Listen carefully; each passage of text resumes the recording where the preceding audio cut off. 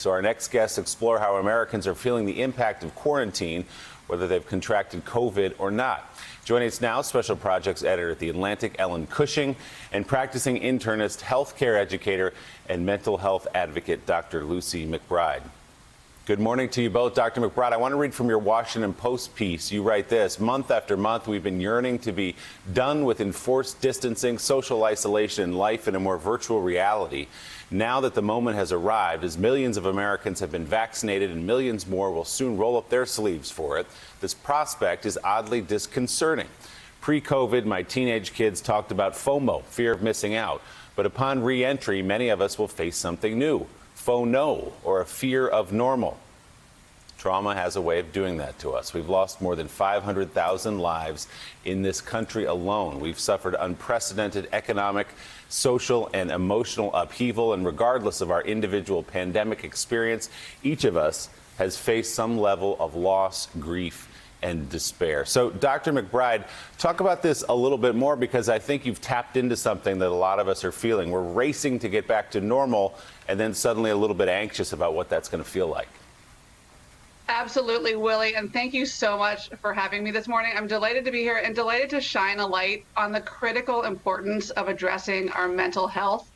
So as we all know, we're coming off of a year of trauma. You know, the pandemic is obvious, a crisis of a virus, but it's also a parallel pandemic of mental health in crisis. And what I'm seeing in my office every day right now is sort of the latest manifestation of the anxiety issues that we've been dealing with for a year. People are afraid to face the new realities of the new normal, even though we've been craving it for a year. It's causing a lot of anxiety, it's causing a lot of fear, and it's causing people to feel very vulnerable. And my message and my piece is this: there is a place for addressing mental health in the doctor's office. Mental health needs to be put into the conversation about our whole health to be delivering meaningful health care.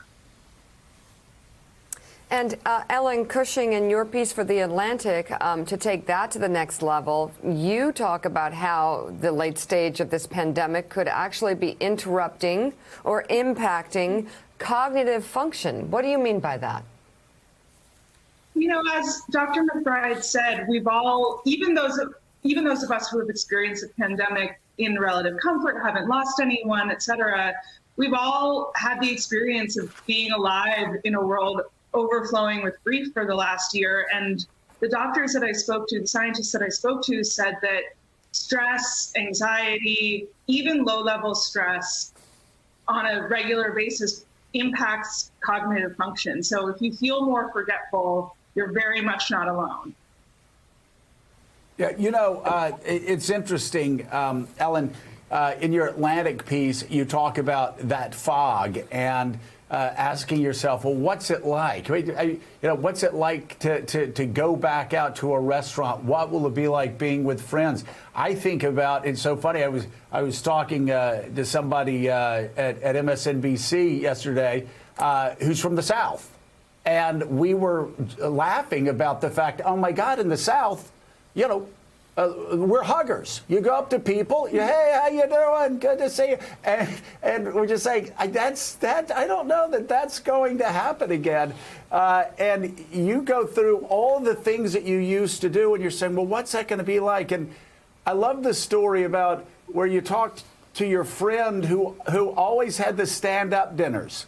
And it was part of the neighborhood thing.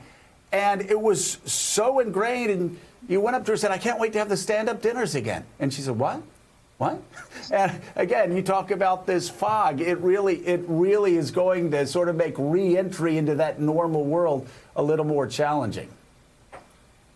Yeah, I mean, the good news here is that a lot of this is just about habits. Our brains sort of put things in deep storage when they're not using them. So if you feel like you don't remember how to tie a tie or wear your outside shoes or commute to work, the good news is that once you start doing those things, you will remember them. So don't panic if you don't remember how to give hugs. But we are all under cognitive stress right now. So, Dr. McBride, you talk about how to deal with this anxiety, normalizing the trauma, identifying the sort of emotional, the mental health roadblocks. But what are the coping tools that people can put into place? And then I also question whether things are really going to get back to normal. I think it'll be a little bit different when we get back to wherever we're going to get back to.